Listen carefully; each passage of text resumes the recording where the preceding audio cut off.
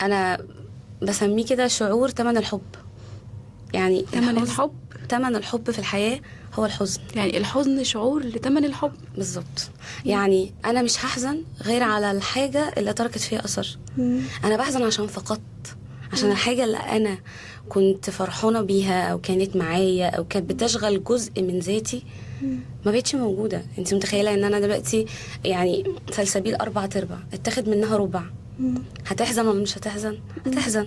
وكمان مش بحزن عشان شخص بعينه انا فقدته، لا، انا بحزن على مستقبلي اللي هيبقى جاي بعد كده من غير وجود الشخص ده فيه. فاحنا لينا ذكريات مع بعض ولينا ايام كويسة وعشنا واتبسطنا فالشعور انا بيخش جوايا يكبر وينتفخ و لو انا كبته.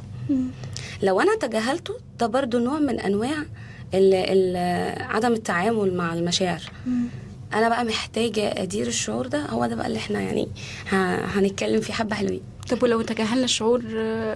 لو تجاهلنا الشعور هياخد مسارين، يا اما هيبقى اضطراب حزن طويل شوية وده هيديني نفس اعراض الاكتئاب بس شوية وقت وبيفك، او بقى بنخش في نفق الاكتئاب المظلم بقى.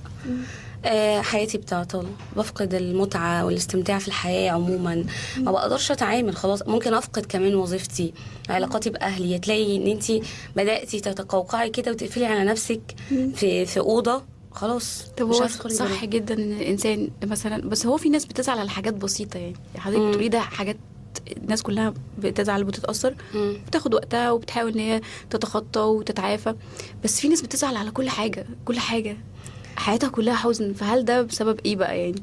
وازاي يقدروا تنصحيهم ان هم يتغلبوا على ده ازاي؟ اللي بيزعل على كل حاجة ما بيبقاش عنده اصلا وعي بان هو زعلان من ايه.